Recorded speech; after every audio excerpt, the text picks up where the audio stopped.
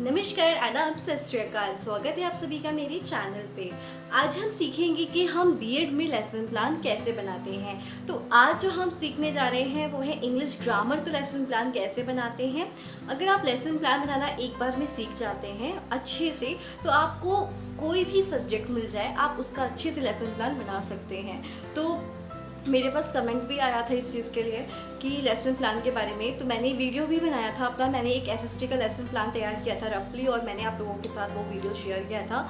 But वो जो lesson plan होता है ना, वो काफ़ी बड़ा सा बनता है, तो वो पूरा मेरी उस वीडियो में नहीं आ पा रहा था। तो मैंने सोचा कि क्यों ना मैं आपको यहाँ पे बोर्ड पे बना के मैं आपको अच्छे से पूरी एक एक चीज़ एक्सप्लेन करके समझाऊंगी, तो आप लोग समझ जाएंगे। ठीक है, तो अगर आप लेसन प्लान बनाना अभी अच्छे से सीख जाते हैं ना, तो आपको किसी भी सब्जेक्ट का, किसी भी टॉपिक का आपको लेसन प्लान बनाना होगा ना, तो आपको कोई भी प्रॉब्लम नहीं होगी, चाहे वो साइंस हो, चाहे मैथ्स हो, चाहे इंग्लिश हो, या अदर कोई भी सब्जेक्ट्स हो। ठीक है, तो चलिए स्टार्ट करते हैं। अब देखिए, जो मेरे कॉलेज में मुझे जैसा फॉर्मेट सिखाया गया था, तो मैं आप लोगों के साथ वही शेयर कर रही हूँ। आप लोगों के कॉलेज में थोड़ा सा फॉर्मेट अलग हो सकता है, लेकिन बनता इसी प्रकार से है लेसन प्लान। ओके, हो सकता है कि इससे भी अच्छा बनता हो, लेकिन जस्ट जैसे मैंने सीखा है तो मैं आप लोगों के साथ शेयर कर रही हूँ। तो देखिए, जब हम अपनी कॉपी में लेसन प्लान बनाते हैं तो सबसे पहले क्या होता है, हम ऊपर हेडिंग डालते हैं लेसन प्लान नंबर। तो कौन सा लेसन प्लान नंबर है आपका, 1 है, 2 है, जो भी है आप लिखते हैं। देन उसके बाद आप क्या करते हैं, इस वाले साइड में इस कॉर्नर पे आप सबसे पहले लिखते हैं क्लास, यानी कि आपने जिस क्लास को पढ़ाया। ठीक है, आपने जिस क्लास को पढ़ाया या आपको पढ़ाना है, तो उस क्लास का यहाँ पे लिखते हैं नंबर। जैसे मुझे मान लीजिए 6 क्लास के बच्चों को पढ़ाना है, तो मैंने ये 6 क्लास के बच्चों का लेसन प्लान तैयार किया हुआ है। तो यहाँ पे मेरे को क्लास 6 को पढ़ाना है, तो मैंने यहाँ पे क्लास 6 डाली। आप जौन सी क्लास को पढ़ाएंगे वो यहाँ लिखेंगे। सब्जेक्ट, जौन सा सब्जेक्ट आप पढ़ा रहे हैं, जैसे मैं यहाँ पे इंग्लिश ग्रामर पढ़ा रही हूँ, तो मैंने यहाँ पे इंग्लिश ग्रामर डाला। आप जौन सा भी सब्जेक्ट पढ़ाएंगे, maths, science, SST, Hindi, English, कुछ भी पढ़ाएंगे, जो भी आप यहाँ पढ़ाएंगे, तो आप यहाँ पे वो सब्जेक्ट का लिखेंगे नेम, सब्जेक्ट का नेम। टॉपिक लिखेंगे, जो सब्जेक्ट है उसमें कौन सा टॉपिक पढ़ा रही हूँ। जैसे कि इंग्लिश ग्रामर में मैं आपको पढ़ा रही हूँ काइंड्स ऑफ सेंटेंस। ठीक है, मैं 6 क्लास के स्टूडेंट्स को क्या पढ़ा रही हूँ, काइंड्स ऑफ सेंटेंस। तो मैंने यहाँ पे लिख दिया। ठीक है, काइंड्स ऑफ सेंटेंसेस कह सकते हैं। फिर आता है डेट। ठीक है, तो जिस डेट का आप लेसन प्लान बना रहे हो ना, तो यहाँ पे डेट आती है। जैसे कि आज का मैं लेसन प्लान बना रही हूँ, आज 25 तारीख है, तो मैंने क्या किया, यहाँ पे उस डेट डाल दी। जिस डेट में का आप लेसन प्लान बना रहे हो ना, आप यहाँ पे वही डालते हैं। फिर आपका आता है टाइम। आप देखते हो, आपने भी स्कूल में पढ़ा है कि आपके टीचर आपको पढ़ाने आते थे, तो एक टाइम फिक्स होता है ना कि आपको कितने मिनट की क्लास देखनी है। जैसे कि 45 मिनट्स का हमारा कोई पीरियड होता है, कोई 30 मिनट्स का होता है, कोई 40 मिनट्स का होता है ना। तो आपको जो भी क्लास दी गई है, तो कितने मिनट का आपका पीरियड है। तो जैसे कि मान लीजिए मुझे यहाँ पे पीरियड कितना मिला है, 40 मिनट्स के, मुझे 40 मिनट तक इस क्लास में पढ़ाना है। तो जो टाइम मुझे दिया गया है वो यहाँ पे 40 मिनट्स है, यानी कि एक जो पीरियड है वो कितने टाइम का है, कितने मिनट्स का है, तो वो 40 मिनट्स का है। तो मैंने यहाँ लिखा पीरियड, कौन से पीरियड चल रहा है, अभी फर्स्ट पीरियड चल रहा है, सेकंड पीरियड चल रहा है, थर्ड पीरियड चल रहा है, कौन सा चल रहा है वो आप यहाँ पे लिखते हैं। जैसे मेरा 5th पीरियड चल रहा है, तो मैंने यहाँ पे 5th लिखा। देन इतना प्रोसेस करने के बाद आप लिखते हैं जनरल एम्स। जनरल एम्स जिसे कि हिंदी में हम बोलते हैं सामान्य उद्देश्य। ठीक है, तो इसमें क्या होता है, जो जनरल एम्स होता है ये हमारे सब्जेक्ट से रिलेटेड होते हैं। एम्स याद रखिएगा, जनरल एम्स होते हैं हमारे सब्जेक्ट से रिलेटेड, कि जो आप सब्जेक्ट पढ़ा रहे हो उस सब्जेक्ट को पढ़ाने का आपका एम क्या है। जैसे एग्जाम्पल के लिए मैं मैथ्स पढ़ा रही हूँ, तो मैथ्स पढ़ा रही हूँ, तो मैथ्स सब्जेक्ट को पढ़ाने का मेरा उद्देश्य क्या है कि बच्चे मैथ्स को सीख सकें, वो अपनी डेली लाइफ में उसको यूज़ कर सकें, अपने व्यवहारिक जीवन में उसका प्रयोग कर सकें, है ना। तो ऐसे मेरे बहुत सारे एम्स होंगे उस सब्जेक्ट को पढ़ाने के। जैसे मेरा जो यहाँ पे, जैसे मैं इंग्लिश ग्रामर पढ़ा रही हूँ, तो मेरा इस सब्जेक्ट को पढ़ाने का क्या एम है। आप साइंस पढ़ा रहे हो, तो साइंस पढ़ाने का क्या एम है। तो सब्जेक्ट से रिलेटेड आपके यहाँ पे एम्स आते हैं, सब्जेक्ट से रिलेटेड। आप याद रखिएगा, टॉपिक से नहीं, सब्जेक्ट से रिलेटेड जो आप सब्जेक्ट पढ़ा रहे हो। जैसे मैं इंग्लिश ग्रामर पढ़ा रही हूँ, तो मेरे यहाँ पे जनरल एम्स क्या है। वैसे जनरल एम्स जो होते हैं ना, हमारे 4 से 5 पॉइंट आते हैं, मैंने सिर्फ 3 लिखे हैं अभी।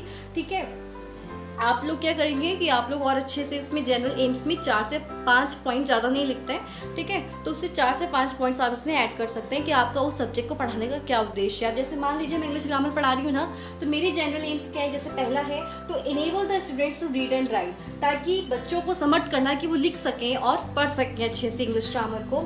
सेकंड मेरा क्या है, एम है to improve their knowledge and vocabulary, यानी कि मेरा क्या एक एम है कि जो बच्चे हैं वो उनकी नॉलेज में, उनके ज्ञान में इम्प्रूवमेंट्स करना, सुधार करना, उनके वोकैबुलरी यानी कि उनके उच्चारण में उनका सुधार करना, ठीक है, ये मेरा उद्देश्य होगा इंग्लिश ग्रामर को पढ़ाने का।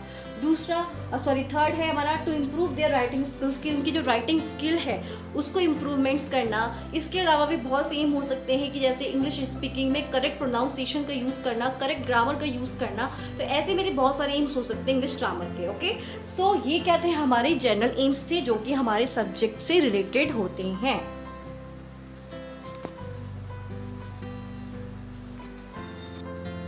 अब जो है हम बात करेंगे स्पेसिफिक एम्स की, यानी कि स्पेसिफिक एम्स को हम हिंदी में बोलते हैं विशिष्ट उद्देश्य। तो ये जो हमारे स्पेसिफिक एम्स होते हैं ये हमारे टॉपिक से रिलेटेड होते हैं। जैसे जनरल एम्स था हमारा सब्जेक्ट से रिलेटेड, और हमारा जो स्पेसिफिक एम्स होते हैं तो जिस टॉपिक को हम पढ़ा रहे हैं उससे रिलेटेड होते हैं। तो देखिए, तो जो मेरा जो टॉपिक था स्पेसिफिक एम्स, जनरल एम्स के बाद हम ये स्पेसिफिक एम्स लिखते हैं, ठीक है। अब देखिए पूरा तो लेसन प्लान मेरे इस बोर्ड में तो नहीं आएगा, इसलिए मैं उसको रफ कर दिया है, मैंने उसको इरेज कर दिया। अब मैं इसके आगे का बता रही हूँ कि जनरल एम्स के बाद आप क्या लिखते हैं। तो स्पेसिफिक एम्स आते हैं, तो मेरा टॉपिक था काइंड्स ऑफ सेंटेंसेस, ठीक है।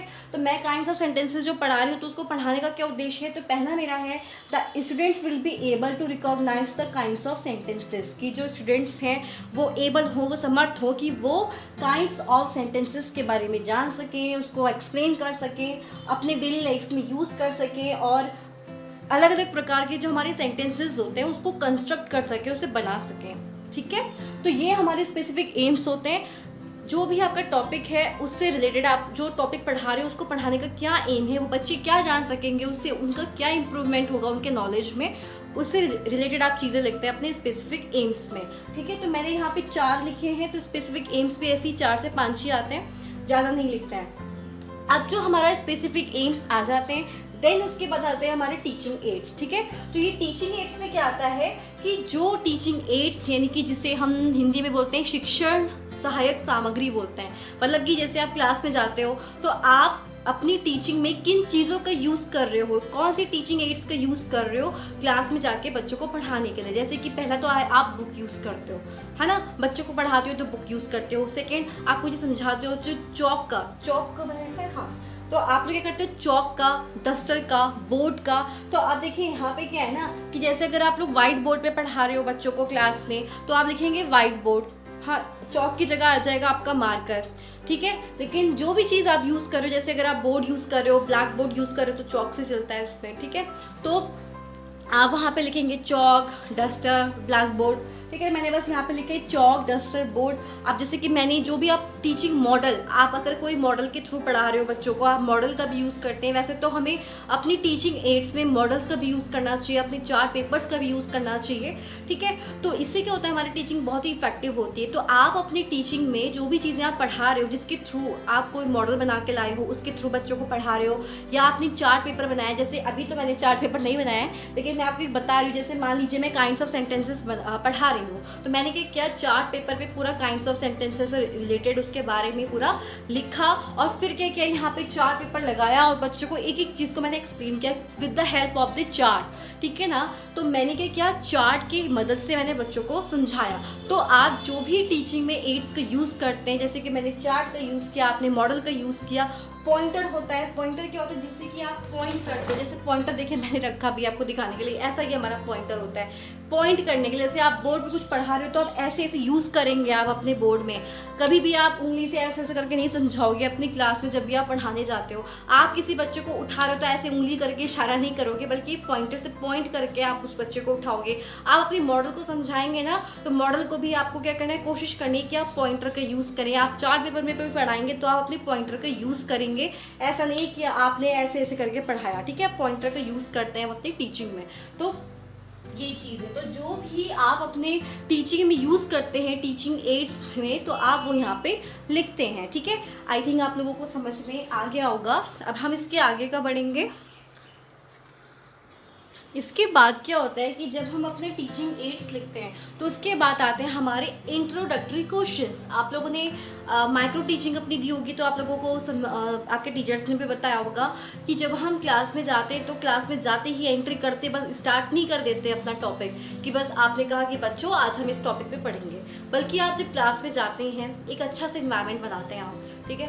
और आप क्या करते हैं, पहले बच्चों से इंट्रोडक्टरी जो क्वेश्चंस होते हैं वो आप लोग बच्चों से पूछते हैं। जैसे कि डायरेक्ट अपनी टॉपिक पे नहीं आएंगे, आप क्या करेंगे एक सीक्वेंस में, मतलब आपको क्या करना होता है कि बच्चों से क्वेश्चनिंग करते हुए अपना टॉपिक निकालना होता है, ठीक है। अब मैं आपको सिर्फ एक एग्जांपल के लिए बता रही हूँ यहाँ पे, ठीक है। अपने सब्जेक्ट क्योंकि मैंने जो आज ये टॉपिक डिसाइड किया है काइंड्स ऑफ सेंटेंस जो मैं आपको समझा रही हूँ, तो उससे रिलेटेड जो मैंने इंट्रोडक्टरी जो क्वेश्चंस बनाए हैं वो बता रही हूँ। आप इससे अच्छे क्वेश्चंस बना सकते हैं। जैसे मैं क्लास में गई, ओके, और मैंने बच्चों से पूछा कि माई नेम इज़ प्रिया, ठीक है। मैंने क्या बोला कि माई नेम इज़ प्रिया, तो व्हाट इज़ दिस, ये क्या है। मैंने क्या किया, मैं गई क्लास में, मैंने बोर्ड पे लिखा माई नेम इज़ प्रिया, तो व्हाट इज़ दिस, ये क्या है। तो बच्चों ने देखा कि ये क्या है, एक सेंटेंस है, तो बच्चों ने जो मुझे रिस्पॉन्स दिया, ठीक है। अच्छा, मैं आपको थोड़ा सा महंगी चीज़ भूल गई बताना कि ये टेबल कैसे बनती है। तो पहले आप यहाँ पे लिखते हैं सीरियल नंबर, यहाँ पे लिखते हैं पीपल्स टीचर एक्टिविटी, ठीक है। पीपल्स टीचर एक्टिविटी में क्या होता है कि जैसे हम टीचर है, अभी देखो हम स्टूडेंट हैं बीएड के, तो हम लोगों की इंटर्नशिप होती है ना स्कूल में, तो अभी हम एक स्टूडेंट है, लेकिन छात्र अध्यापक या अध्यापिका जो क्रिया होती है, यानी कि हम क्लास में जाके पढ़ा रहे होते हैं ना, तो अभी क्योंकि हम स्टूडेंट हैं तो इसलिए लिखते हैं हम पीपल्स टीचर एक्टिविटी यहाँ पे, ओके। तो यहाँ पे जो हम क्वेश्चनिंग करते हैं क्लास में वहाँ वो यहाँ पे आती है। जो बच्चे यानी कि पीपल्स एक्टिविटी, जो स्टूडेंट्स जो आपको रिस्पॉन्स में आंसर्स देते हैं वो आप यहाँ पे लिखते हैं। इंट्रोडक्टरी जो क्वेश्चंस होते हैं इसे हिंदी में बोलते हैं प्रस्तावना प्रश्न बोलते हैं, शायद एक बार चेक कर लीजिएगा, ठीक है। तो यहाँ पे क्या आता है, सीरियल नंबर, यहाँ पे आता है जो भी आप क्वेश्चंस पूछते हैं बच्चों से, क्वेश्चंस करते हैं, पीपल्स टीचर जो एक्टिविटी होती है वो यहाँ पे आती है, और यहाँ पे स्टूडेंट्स की एक्टिविटी आती है कि जो आपने क्वेश्चन किए, क्वेश्चंस करने के बाद जो बच्चों ने आपको रिस्पॉन्स दिया वो आप यहाँ पे लिखते हैं, ठीक है। मैं आपको ये बताना भूल गई थी लेकिन अब कवर कर लिया। फिर क्या है, मैंने बोर्ड पे क्या लिखा, माई नेम इज़ प्रिया। तो बच्चों से मैंने क्वेश्चन पूछा कि बताओ ये क्या है। तो बच्चों ने क्या बोला कि ma'am this is a sentence, कि ये एक सेंटेंस है। तो मैंने जो क्वेश्चन किया वो मैंने यहाँ लिखा, जो बच्चों ने रिस्पॉन्स किया मैंने उसके आगे लिखा, ओके।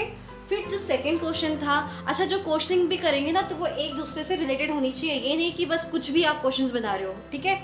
फिर मैंने बच्चों से पूछा कि आई हैव अ बुक, जैसे मैंने बुक दिखाते हुए पूछा कि मेरे पास बुक है, तो ये क्या है, ये भी क्या है, एक सेंटेंस। बच्चों ने बोला कि ma'am this is also a sentence, ये भी क्या है, एक सेंटेंस है।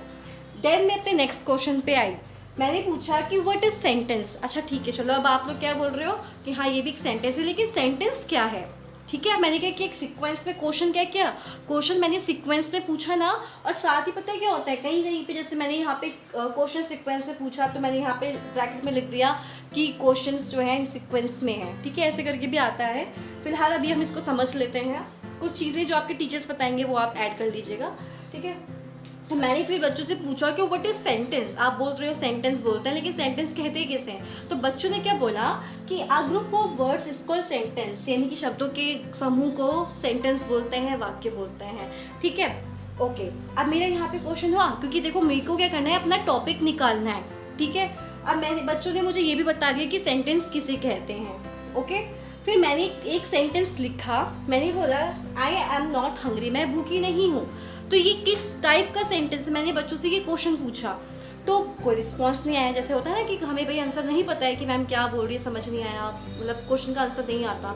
तो बच्चों ने जो भी रिस्पॉन्स दिया करेक्ट तरीके से आपको नहीं बताया आंसर, या उसने कोई रिस्पॉन्स ही नहीं दिया। जैसे मान लीजिए कि मैंने बच्चों से जब ये क्वेश्चन पूछा कि मैंने एक सेंटेंस लिखा आई एम नॉट हंग्री, आप बताओ ये किस टाइप का सेंटेंस तो आपको पता है, लेकिन ये कौन सा टाइप है, ये किस टाइप का सेंटेंस है, कौन सा काइंड है ये, तो बच्चों को नहीं पता था, तो बच्चों ने कोई रिस्पॉन्स नहीं दिया। तो यहाँ पे मैंने लिखा नो रिस्पॉन्स। वैसे बच्चे कोशिश तो करते हैं, लेकिन कई बार कुछ ऐसे क्वेश्चंस होते हैं जिसमें किसी को नहीं आता है ना। तो जैसे बच्चों ने मुझे कोई रिस्पॉन्स नहीं दिया तो मैंने लिखा नो रिस्पॉन्स। हो सकता है कि बच्चे आपको कुछ रिस्पॉन्स दें लेकिन वो बिल्कुल करेक्ट नहीं बता पा रहे हैं, है ना। तो आप यहाँ लिख देंगे कि जो क्वेश्चन है बिल्कुल उचित उत्तर नहीं है, है ना। तो इस तरीके से हम क्या करते हैं, इंट्रोडक्टरी क्वेश्चन किया हमने और अपना टॉपिक निकाल लिया। तो फिर क्या होगा कि जब ये क्वेश्चन पूछने के बाद मेरा टॉपिक निकल के आ गया ना, क्योंकि मेरे को काइंड्स पढ़ाने हैं सेंटेंस के, अब मेरा टॉपिक निकल के आ गया तो मैं क्या बताऊँगी, फिर मैं क्या बोलूँगी बच्चों को कि चलिए बच्चों आज हम काइंड्स ऑफ सेंटेंस के बारे में पढ़ेंगे। अब हमारा जो होता है टॉपिक स्टार्ट होता है। क्लास में जा कर के सीधे ही हम पढ़ाना स्टार्ट नहीं करते हैं, बल्कि बच्चों से कुछ अपने IQ क्वेश्चन यानी कि इंट्रोडक्टरी क्वेश्चंस, ठीक है, ये क्वेश्चंस करने के बाद हम अपना टॉपिक निकालते हैं और टॉपिक जब निकल जाता है तब उसका अनाउंसमेंट करते हैं। वैसे तो मैंने आपको समझा दिया, लेकिन फिर भी मैं आपको बता देती हूँ कि जब आप इंट्रोडक्टरी क्वेश्चंस करने के बाद आपका टॉपिक निकल के आ जाता है तो आप क्या लिखते हैं उसके बाद, अनाउंसमेंट ऑफ द टॉपिक। क्योंकि देखो आपको लेसन प्लान बनाना है ना, तो आपको एक एक चीज़ लिखनी पड़ती है। तो जब आप उसके बाद क्या बोलेंगे कि well students today we will study about the kinds of sentences. जब मेरा निकल गया तो मैंने क्या बोला कि चलिए बच्चों आज हम काइंड्स ऑफ सेंटेंसेस के बारे में पढ़ेंगे। अच्छा, एक और चीज़ मैं बताना चाहूँगी कि जब हमने अभी IQ क्वेश्चंस किया ना, IQ क्वेश्चंस किए ना, भी हमने ऊपर इंट्रोडक्टरी क्वेश्चंस किए ना, तो उससे पहले कई जगह पे क्या लिखते हैं हम, प्रीवियस नॉलेज भी लिखते हैं। कि जैसे आप लिख सकते हैं कि जो छात्र हैं वो वाक्यों के बारे में सामान्य जानकारी रखते हैं, ऐसे करके आप लिखते हैं प्रीवियस नॉलेज, उससे पहले IQ से पहले लिखते हैं, ठीक है। वो मैंने यहाँ पे शेयर नहीं किया, लेकिन हो सकता है आपको लिखवाते हो नहीं लिखवाते हो, वो जो है आप अपनी तरफ से ऐड कर दीजिएगा, ठीक है।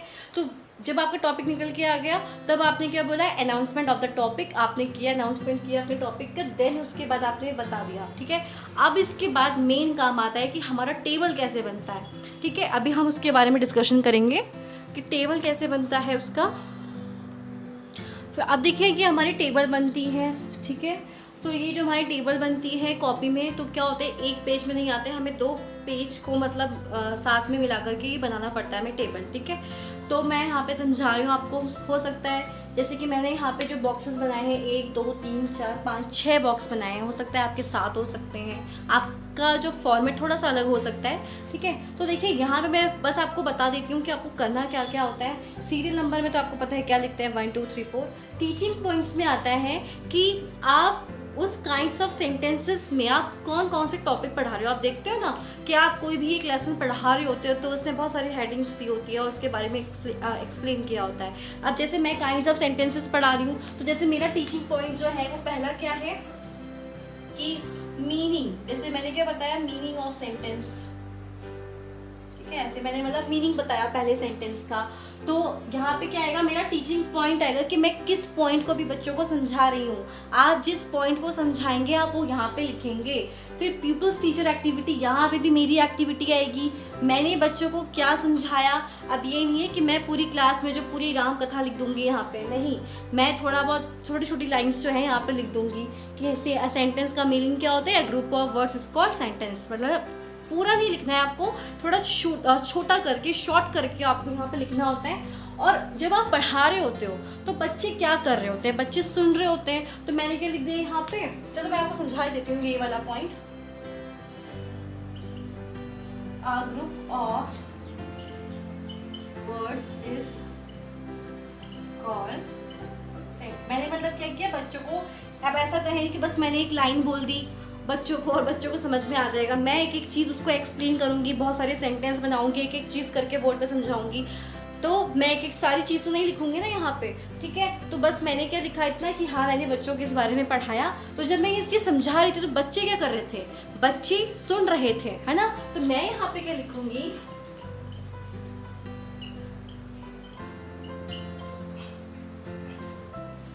the students listening carefully।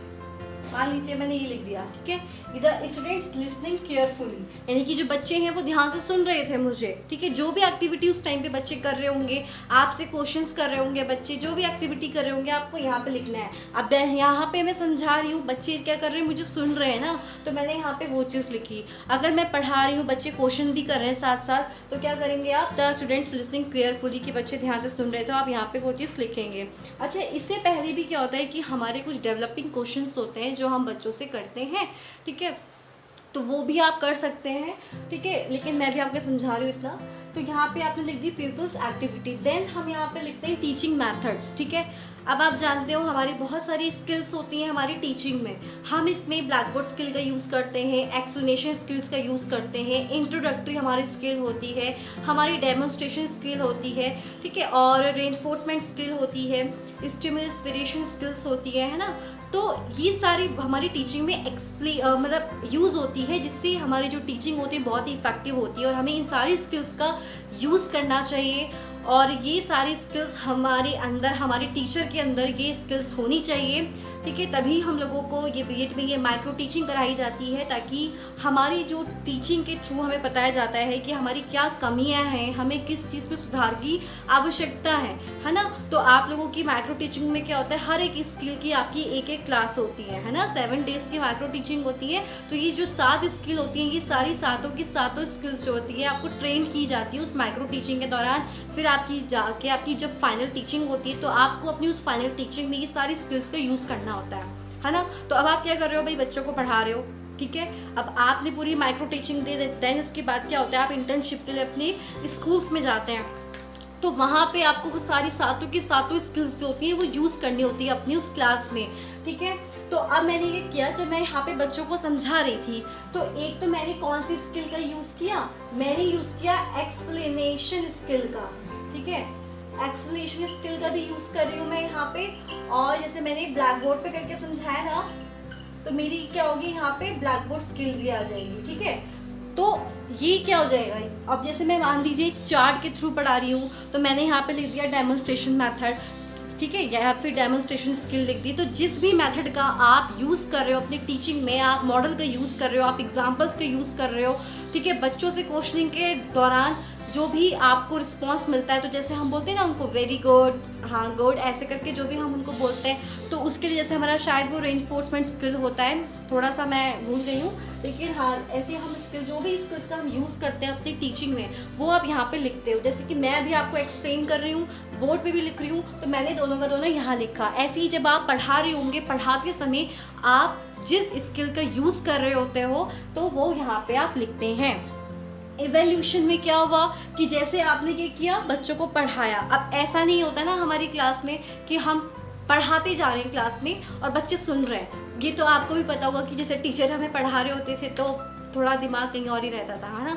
तो अपनी मतलब बच्चों का जो ध्यान है वो इधर उधर ना जाए, कंसंट्रेशन करने के लिए जो बच्चे शोर ना करें, तो हम क्या करते हैं, समझाने के साथ साथ बच्चों से क्वेश्चन भी करते हैं, क्योंकि इससे हमें पता चलता है कि जो बच्चे हैं तो बच्चों को समझ भी आ रहा है, आप पढ़ा रहे हो जो वो समझ भी आ रहा है कि नहीं आ रहा है, तो वो इवैल्यूएशन भी होता है हमारा साथ साथ। अब जैसे मान लीजिए मैंने क्या किया, बच्चों को पूरा सेंटेंस के बारे में ये चीज़ अच्छे से समझाई, फिर मैंने बच्चों से यहाँ पे क्वेश्चन पूछा, व्हाट इज सेंटेंस, ठीक है। मैंने क्या किया, अपने बच्चों से साथ साथ क्वेश्चन भी करती गई। तो जैसे आप पढ़ा रहे हो, जो भी क्वेश्चन आप कर रहे हो, यहाँ पे आप क्वेश्चन लिख देते हैं। तो ऐसे ही आपके टीचिंग पॉइंट्स बनते जाते हैं। आप बीच बीच में बच्चों से क्वेश्चन भी करते हो और यहाँ पे आप लोग पूरा इस तरह से टेबल बनता है। एक बार मैं फिर से समझा रही हूँ, टीचिंग पॉइंट्स में आता है कि जो आप पॉइंट बच्चों को पढ़ा रहे हो, पीपल्स टीचर जो एक्टिविटी होती है, इसमें हमारा ये आता है कि जो चीज़ें हमने क्लास में बच्चों को पढ़ाई वो आता है। पीपल्स एक्टिविटी में आता है कि जब आप पढ़ा रहे होते हो तो बच्चे क्या कर रहे होते हैं, सुन रहे होते हैं, आपसे क्वेश्चन कर रहे होते हैं या आपके क्वेश्चंस के आंसर्स दे रहे होते हैं, वो आप चीज़ें यहाँ पे लिखते हैं। अगर आप यहाँ बच्चों से कुछ क्वेश्चन कर रहे हो तो हम यहाँ नीचे क्वेश्चन भी लिखते हैं कि आपने क्या क्वेश्चन किया बच्चों से, यहाँ पे लिखते हैं कि बच्चों ने आंसर्स दिए। फिर आप जो पढ़ा रहे हो कौन सी टीचिंग मैथड का आप यूज़ कर रहे हो, तो आप यहाँ पे वो स्किल लिखते हो। इवैल्यूएशन में आप जो बच्चों से क्वेश्चन करते हो साथ साथ, ठीक है, जो साथ साथ आप क्वेश्चनिंग करते हैं ना बच्चों से इवैल्यूएशन के लिए, तो वो यहाँ पे हम करते हैं। तो इस तरह से हमारी ये जो टेबल होती है ना वो कंप्लीट होती है। और याद रखिएगा, पूरा नहीं लिखना है आपको, यहाँ पे जो आप टॉपिक पढ़ा रहे हो पूरा नहीं लिखना है, पूरी कहानी बुक नहीं छाप देनी है, सिर्फ छोटा सा आपको लिख के बस बताना है कि हाँ हमने इस चीज़ के बारे में पढ़ाया। पूरा एक्सप्लेन मत करना, क्योंकि एक टॉपिक जो होता है अपने आप में बहुत बड़ा होता है, तो आपका पूरा लेसन प्लान तो उसी से भर जाएगा वरना, ठीक है।